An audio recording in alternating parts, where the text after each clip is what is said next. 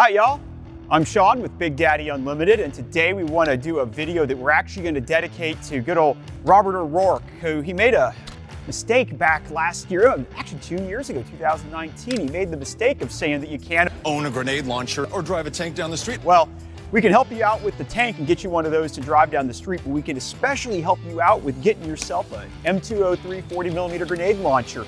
Previously, these were being sold through my old business, Texas Machine-Gun Ordnance, but now we've partnered with Big Daddy Unlimited to become the nation's largest M203 40mm grenade launcher distributor. Pretty cool, huh? We're going to be talking today about all these items that are available, getting into some of the details about actually, hey, how you go about owning them, and some of the things that you may not know in certain states, such as Hawaii or New York. You can actually, for real, own a 40mm grenade launcher. Like for shizzle, you can own a 40mm grenade launcher in those states, just like any other NFA item. But we'll talk about that here in a minute.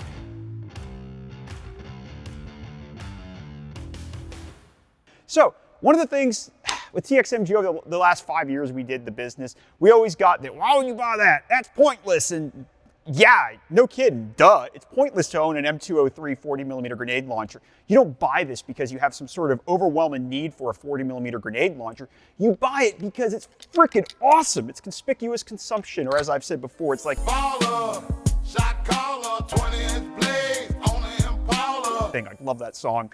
And what it is this right here is something that costs about the same price point as a high-end AR-15 or something else. But you buy this because you're baller enough to be able to afford it, and you just want to be able to say, well, we don't use four-letter words on our videos, but you know what I mean to people whenever they ask you about, oh, is that a flare launcher? And you, ha ha ha, peasants. Anyways, let's move on to get into some of the details about some of these weapons. Now, a lot of the folks have talked about that, like, hey, how can I own one of these? They're astounded they can own them, much less folks that in New York or Hawaii that they can't even own any NFA items except for one of these. But people even Texas are often shocked to know that, like, hey, I can own a grenade launcher, like a real 40mm grenade launcher, and yes, you can. They're controlled by the ATF under destructive devices. Destructive devices are broken into two separate types. You have explosive destructive devices, such as hand grenades, bombs, things like that. And you have large bore firearms that have not been exempted. Examples of that are going to be things like cannons, mortars, which, by the way, you can own a cannon and a tank with a live main gun that you can drive down the street with said main live gun. But one of those is also large bore grenade launchers, which are able to be owned, again, like a destructive device, which is, as I've said before, there's some states where it's legal to own those, where people are just absolutely shocked that they can own these items. There's a bunch of weird laws, and we're doing our research so that we have a comprehensive collection of states that we can let customers know what states that you can own that in, so that you know if you can purchase these or whatnot. One of the things we also get into with the legalities is the 37mm versus 40mm. Stepping back into more bigger picture is that 37mm is a smoothbore platform. It's technically a signaling device, but there's anti-personnel ammunition that's been manufactured for it. What happens is ATF views the 37mm is not a destructive device unless you have said anti-personnel ammunition with it. So if you have one of those cheapo make-believe M203 replicas that certain companies make that are just, well, we won't talk about that. If you have one of those and you want to fire, like for instance, the impact munitions through them or something like that, you have to register it as a destructive device. On the other hand, a 40mm is going to be always considered a destructive device because it is intrinsically a weapon in ATF's view. Now, there's two separate ways you're able to acquire an M203. The first one is going to be as a destructive device, because it's always going to be a destructive device whenever it's assembled, because it has a bore over half of an inch, or over 50 caliber. So you get it as a destructive device, and it transfers no different than any other NFA item. If you're a non-FFL SOT, it'll transfer on a Form 4, just like you have an SBR or a suppressor, machine gun, or anything like that. You purchase it from us, we transfer it to an FFL SOT in your state, and they're allowed to transfer up to 2 destructive devices a year without being a destructive device dealer, and then they transfer it over again, just like a suppressor or any other NFA item.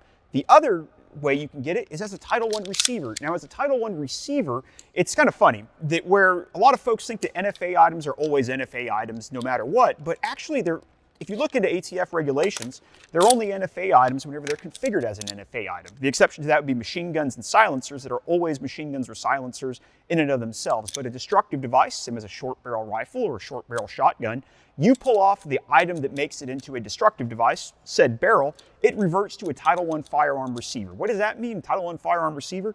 That's no different than a stripped lower receiver that you were to go out there and get from your local FFL. It transfers on a 4473, no different than any other firearm, except for you have to be 21 years of age to be able to purchase one from an FFL.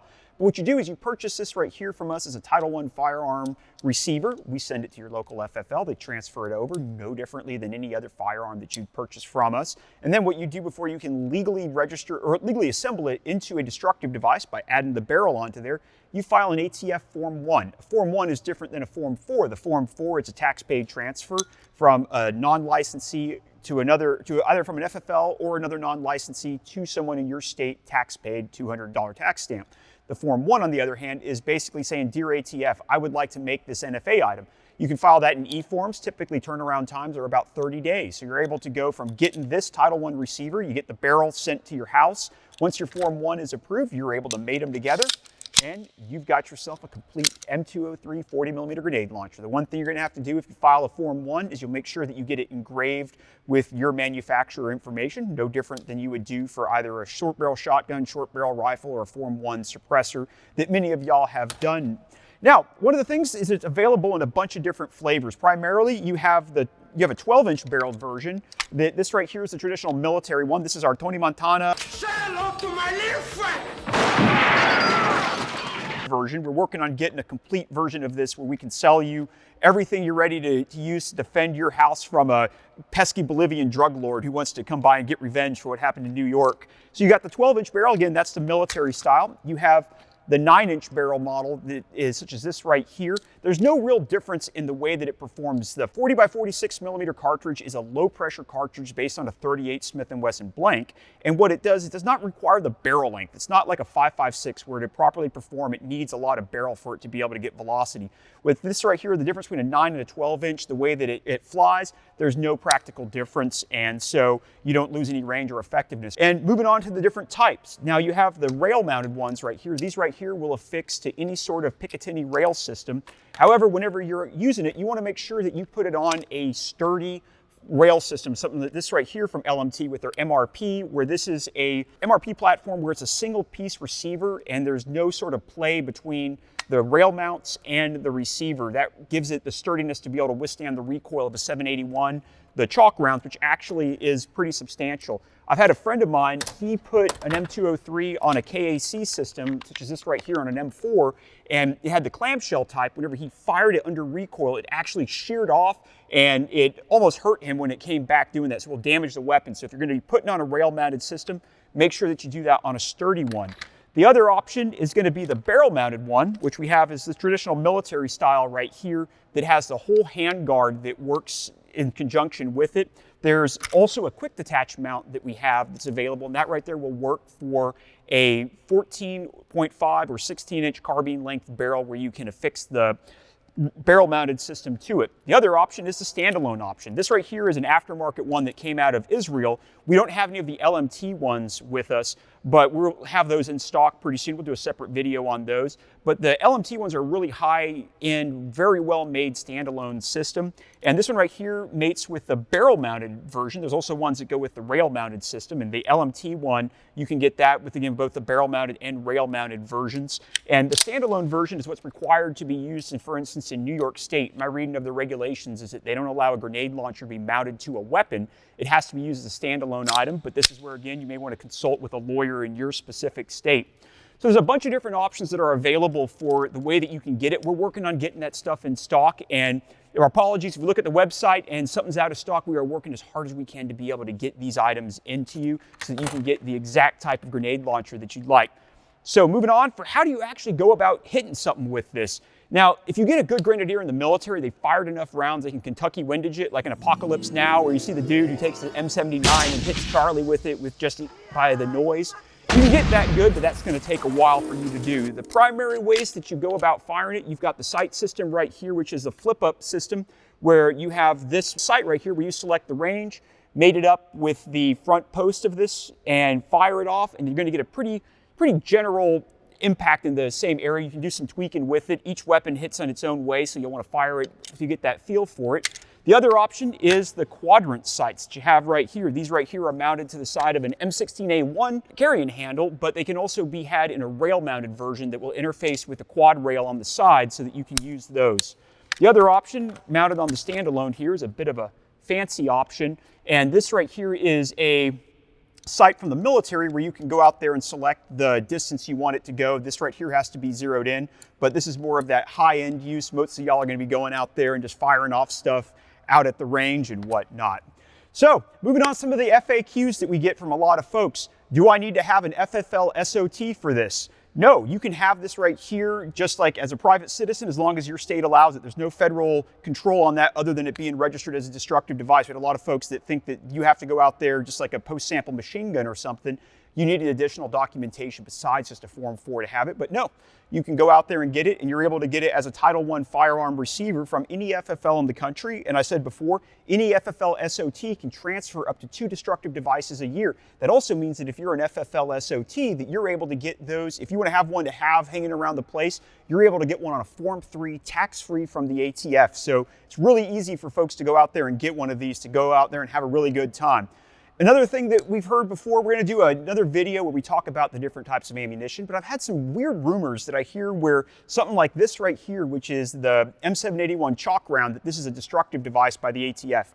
I would love to find whoever did that, and well, we won't get into what I'd like to do to that because it's so annoying listening to folks talk about that it's a destructive device or all sorts of other rumors. Yes, an assembled one is considered explosives under ATF, but we'll have another video where we really get into the details about that.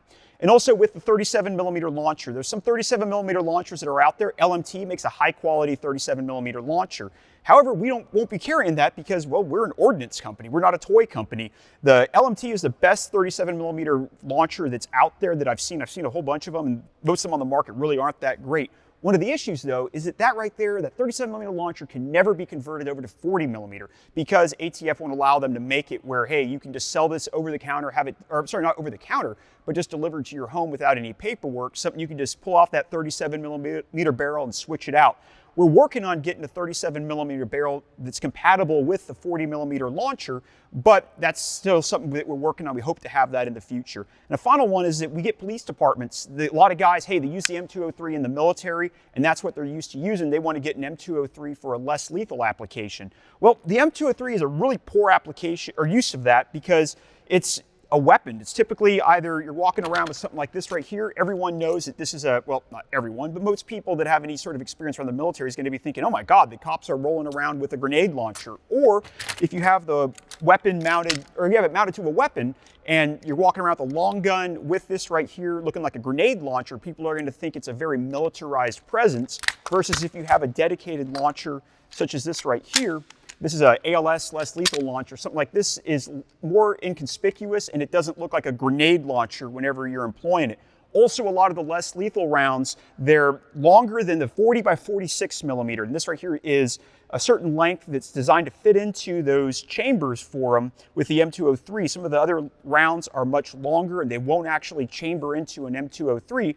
On the other hand, a less lethal launcher has a barrel such as this right here where it can take these much longer rounds that are used for less lethal applications. So again, we're not going to be selling y'all M203s because there's some sort of deep practical purpose. You're going to be using it for fighting off Decepticons or Bolivian drug lords or anything like that. We're selling these right here because, hey, we're Big Daddy Unlimited. We've got conspicuous stuff for folks that are baller enough to go out there and get themselves a 40mm grenade launcher. It's about the same price for a high-end AR-15, but you can go out there and wow your friends with that. You get people that, it's funny, I always see people that are sitting there, they're trying to justify buying their 20th AR-15 for some sort of practical reason as opposed to like, hey man, this is really cool and I want to have it. And that's how we want to sell grenade launchers, y'all. We want to be straight up with y'all that this is not some sort of amazingly useful thing. This is what you go out there and wow your friends with because it's just that awesome. So, looking forward to selling grenade launchers, providing ammunition, y'all. We'll have another video where we'll talk about the various types of ammunition, and we'll see y'all next time.